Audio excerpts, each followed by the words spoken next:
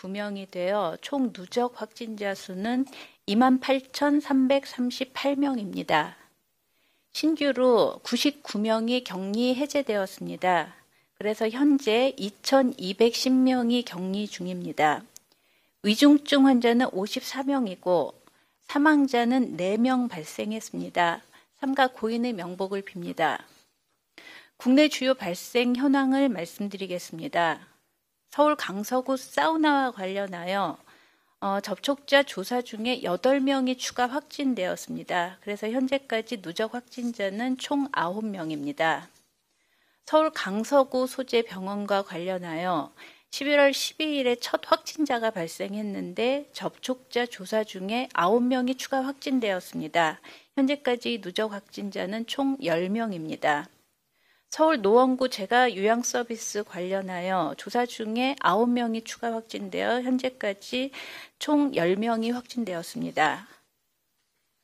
서울 동대문구 에이스 희망케어센터 관련해서 격리 중 6명이 추가 확진되어 누적 총 59명이 확진되었습니다. 서울 동작구 카페와 관련하여 접촉자 조사 중에 7명이 추가 확진되어 총 16명이 되었습니다.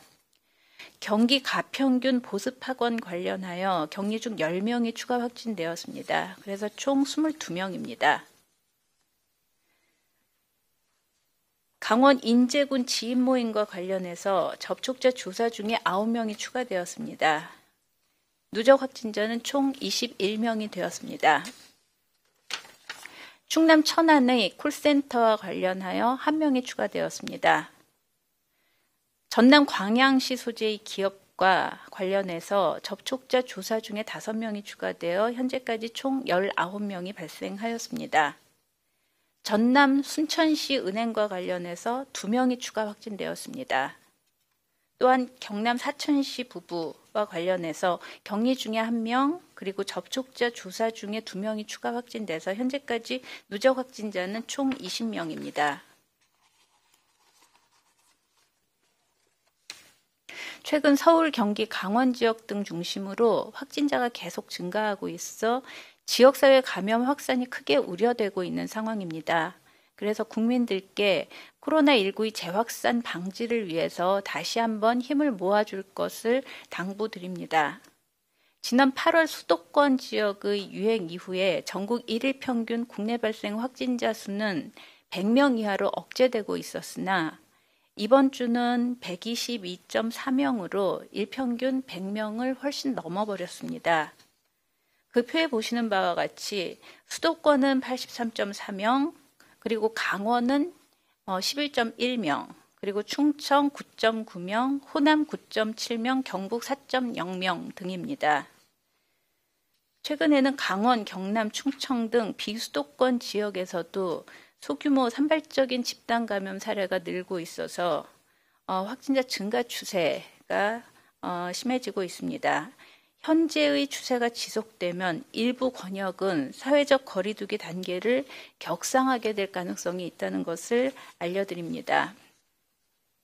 그래서 1일 확진자 수를 1단계 수준으로 억제하는 것을 목표로 방역 대책을 보다 강화할 예정입니다. 특히 치명률이 높은 고위험군을 보호하고 확산의 우려를 사전에 차단할 수 있도록 정밀 방역을 추진합니다. 우선 감염 취약 시설을 집중 관리하고 있습니다. 수도권에서 실시했던 요양병원 등 이용자와 종사자에 대한 일제 검사를 전국으로 확대 시행 중에 있습니다. 그리고 연말까지 수도권은 2주 간격, 그리고 비수도권은 4주 간격으로 주기적인 검사를 실시할 예정입니다. 현재까지 일제 검사를 통해서 서울, 경기 등 8개의 감염 취약 시설에서 총 49명의 확진자가 발생하였습니다. 그래서 이에 대한 역학조사, 접촉자 관리 등 방역 조치를 실시 중에 있습니다. 그리고 요양병원 등 감염 취약시설의 방역수칙 준수 여부 등 철저히 점검해 나가도록 하겠습니다. 또한 관계부처와 지자체가 함께 위험도를 평가하고 방역 지원 지역을 선정해서 정밀 방역을 실시할 예정입니다. 최근 집단 감염 발생 현황, 그리고 환자 증가 추세 등을 고려해서 유행 조짐이 있는 지역을 시군구 단위로 선정을 해서 집중적으로 교육, 검사, 점검 등을 강화하고 선제 검사를 확대해서 무증상자를 조기에 발견할 수 있도록 하겠습니다. 또한 환자를 조기 발견하기 위해서 검사를 확대할 예정으로 의심 증상이 있어서 선별진료소를 방문할 경우에는 검사를 받을 수 있도록 지침을 개정하는 등 검사 대상자를 확대하고 또 의료기관에서 검사 의뢰서를 발급하면 신속히 선별진료소에서 검사받을 수 있도록 검사 절차도 개선할 계획입니다. 다음으로는 국내 환자에 대한 바이러스 유전자 염기서열 추가 분석 결과를 말씀드리도록 하겠습니다. 국내 바이러스 유전자 분석 결과 4월까지는 SV 그룹이 다수 확인되었다가 5월 이후에 최근까지는 GH 그룹이 주로 검출되고 있었습니다. 최근에 WHO의 국제 인플루엔자 정보 공유 기구가 기분류 체계인 G그룹 내에서의 일부 유형을 GV그룹으로 재분류함에 따라 우리나라도 유전자 그룹을 재분류하였습니다.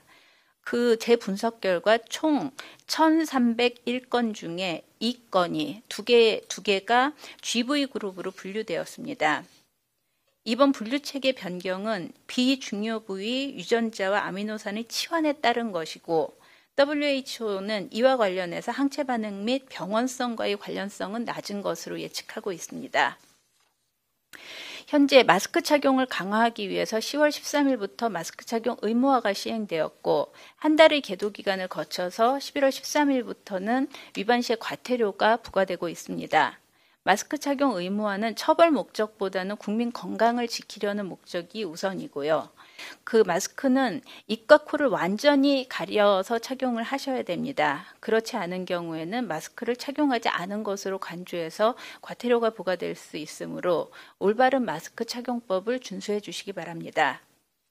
이번 주말에는 추수감사절이 있습니다. 그래서 이를 맞아서 각종 행사, 모임 등 증가가 예상되고 있습니다. 그래서 국민들께서는 국내 재확산 가능성을 유념하시어 방역수칙을 더욱 철저히 지켜주실 것을 당부드립니다. 추수감사절에는 여러 사람이 모여서 식사를 하는 등의 종교 모임, 행사 등을 최대한 자제해 주시기 바라고 집에서 가족과 함께 안전한 주말을 보내주실 것을 당부드립니다. 또한 주말에 대규모 집회가 계획되어 있는데 현재 지역사회에서 산발적인 감염이 늘어나고 있는 상황으로 동집회가 코로나19가 전국으로 확산될 수 있는 기폭제가 될 수도 있기 때문에 저희 방역당국에서는 방역수칙 위반, 확진자 다수 발생 등 여러 가지 우려 상황에 대해서는 엄정하게 대처할 방침입니다.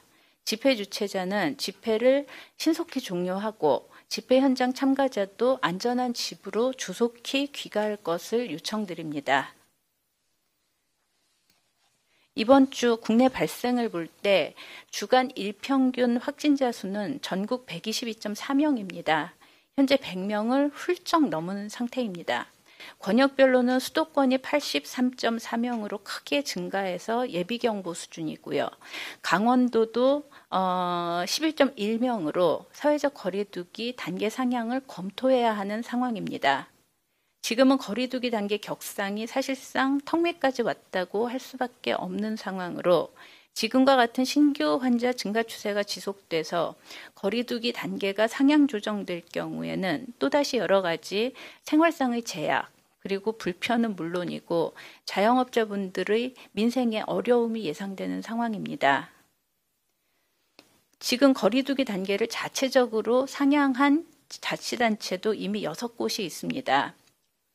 산발적인 감염이 더는 확산되지 않고 거리두기 단계 조정 없이도 유행이 억제될 수 있도록 국민 여러분께서는 이번 주말 실내 마스크 착용, 거리두기, 손 씻기 등 기본 방역 원칙을 좀 더 긴장감을 갖고 지켜주실 것을 당부드립니다. 코로나19가 시작된 지 10개월이 지났고 지난 10월 사회적 거리두기 완화의 영향으로 현재 지역사회 내에 잠재된 감염이 누적되어 있는 상황으로 보입니다. 코로나의 특성상 조용한 전파로 인해서 방역 대상을 특정할 수 없고 그래서 방역 당국은 방역 조치에도 어려움을 갖고 있는 것이 사실입니다. 다만 국민 여러분께서 기본 원칙을 지켜주신다면 분명히 억제할 수 있다라는 말씀을 드리고 국민 여러분께 다음 3가지 방역 원칙을 지켜주실 것을 다시 한번 당부드리겠습니다. 먼저 손 씻기와 거리 두기 그리고 마스크 착용의 원칙을 어디에서나 잘 지켜주시기 바랍니다.